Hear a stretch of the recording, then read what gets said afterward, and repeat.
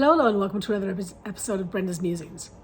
So today we're going to talk about the building of excitement and what that looks like for many people and where you can go with it and how it shapes your day. So we'll dive into all of that in the next 3 or 4 minutes. So when you're building something that you're passionate about, you are often excited. You know, you work on something and you get it to a certain point and then you can't wait to see what's next, and you keep going. And sometimes it's like that with hobbies, you know, or people who work on a puzzle. We'll just put in this one more piece, or we'll just put in this one more piece, or people who embroider, or we'll just do this one more stitch, or we'll just do this one more stitch. And the same thing can be done in business, right? You know, we'll just put this next thing into action. We'll just monitor this one more thing. We'll just.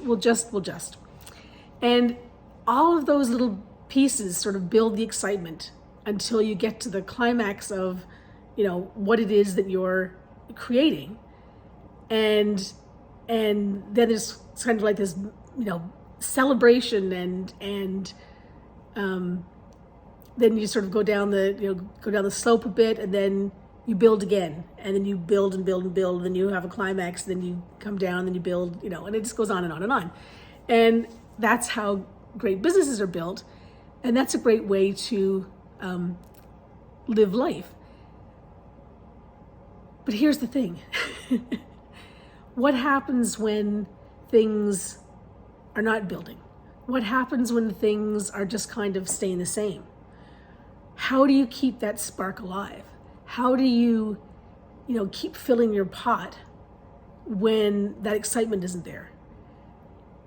What is it that you do for yourself that just keeps you going? And this is often where people have trouble, right? Because they're so used to these hits in their life, like bang, bang, bang, you know, and then when they don't get that constant hit, then what happens often is that they look for the next thing, right? And that can be addicting. That can be, that can actually lead to ruin rather than lead to success. So you really have to be monitoring all the time, you know, all of these nuances of feelings that you have. And some people believe that the best way to be is to stay above all that, not to have all of these highs and lows built in, but just to kind of stay above that and, you know, monitor them and see them, but not to really give them too much energy. And that's fine. That's them. But yeah, it's monitoring your feelings. It's monitoring what you're thinking and feeling when things are going along this way, right? And recognizing that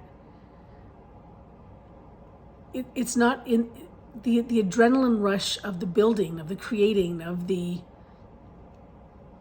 next big thing is not perhaps but is perhaps not what is the best thing to fuel you. It's the discovery, it's the learning, it's the growth, it's the, I don't know, it's all of the takeaways. You know, that's what can keep you going, because those are building blocks, and those building blocks you can build on and create something else. So I know that kind of sounds like it's counterintuitive to what I just said about, you know, the highs and the lows but that's sort of been my experience, is that, you know, you take those moments when things are kind of going a little bit more flat and say, okay, now I've built something from here. Where can I go next? And yeah, that's kind of amusing for the day. It's kind of incomplete in some ways, but that's where I am. Have a great day, everyone.